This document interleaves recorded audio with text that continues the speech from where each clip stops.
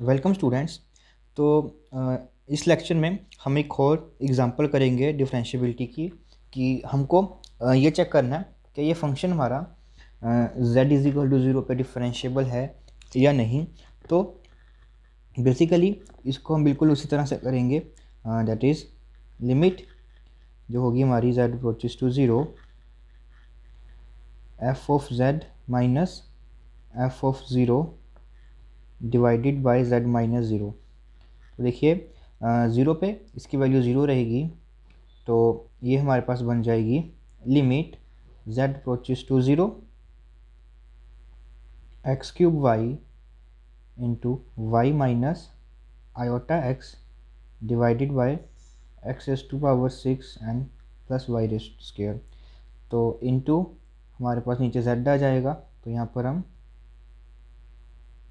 x plus iota Y जो है वो हम इस तरह से इसको लेंगे। तो देखिए बेसिकली हम लिमिट्स को कैसे कैलकुलेट करते हैं। सबसे पहले हम x is equal to along, जब भी हम लिमिट्स को चेक करना होता है सबसे पहले हम अलोंग x एक्सिस और y एक्सिस के अलोंग चेक करेंगे। तो यहाँ पर देखिए अगर हम सबसे पहले इसको चेक करेंगे अलोंग x एक्सिस, तो अलोंग x एक्सिस हमारे पास y क्या हो जाएगा 0। देखिए यहाँ पर y अगर हम 0 पुट कर देंगे तो ये सारी टर्म जो है वो 0 बन जाएगी। तो that means along y axis जब हम इस फंक्शन की लिमिट देखेंगे तो वो हमारे पास क्या आने वाली है 0। अब उसी तरह से अगर हम अलोंग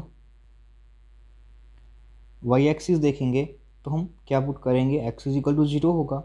तो इस केसेस में यहाँ पर लिमिट x अप्रोचेस टू 0 और ये limit y changes approaches to 0 में चेंज हो जाएगी।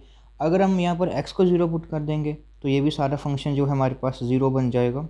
तो इट मीन्स उसकी लिमिट क्या आ जाएगी, हमारे पास 0 आ जाएगी। ठीक, तो लॉन्ग एक्स एक्सिस और वाई एक्सिस इसकी लिमिट एग्जिस्ट कर रही है तो वो 0 आ रही है। तो हमारा अगला काम क्या होता है, हम चेक करते हैं long straight lines, that is y is equal to m x, और जो ये हमारे पास लिमिट्स होती हैं और वो किस में चेंज हो जाएंगी, हमारे पास एक्स अप्रोचेस टू 0। तो देखते हैं अब इस केसेस में हमारे पास हमें क्या मिलता है।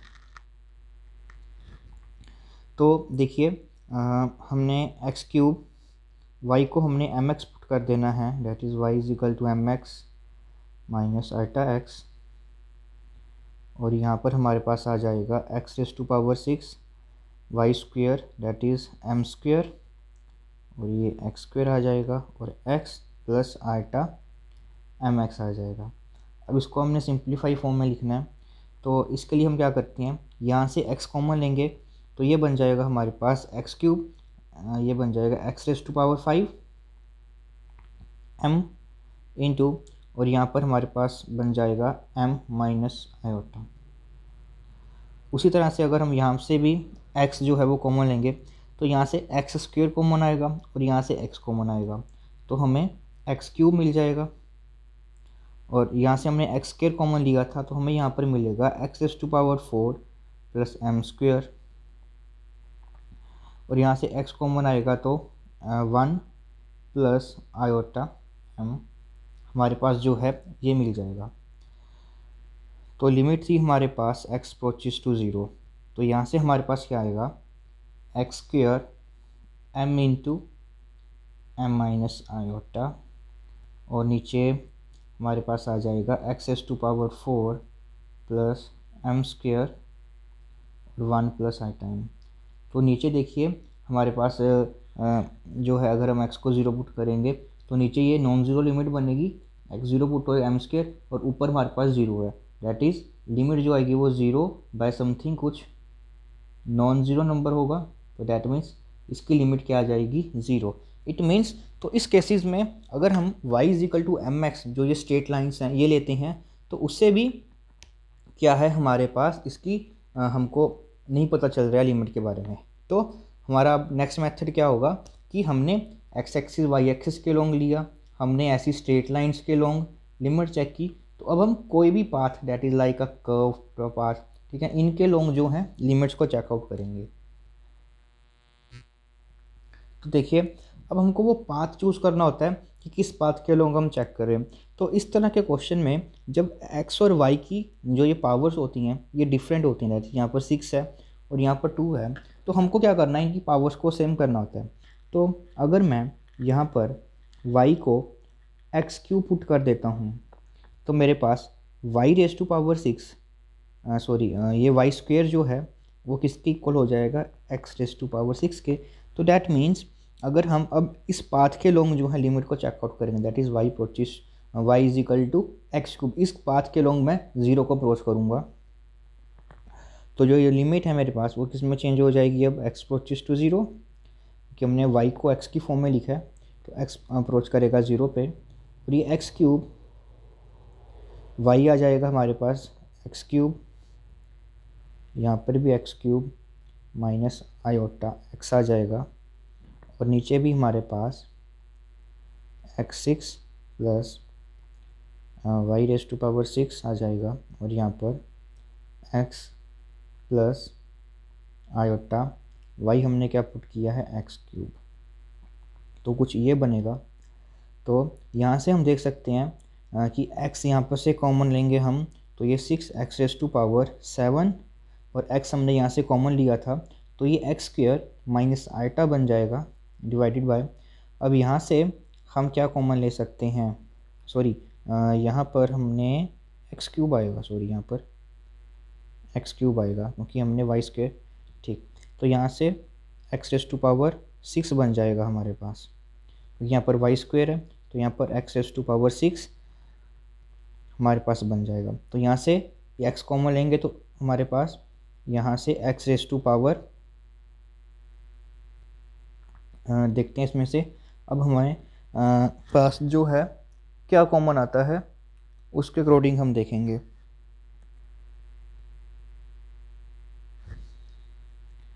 तो देखिए हमारे पास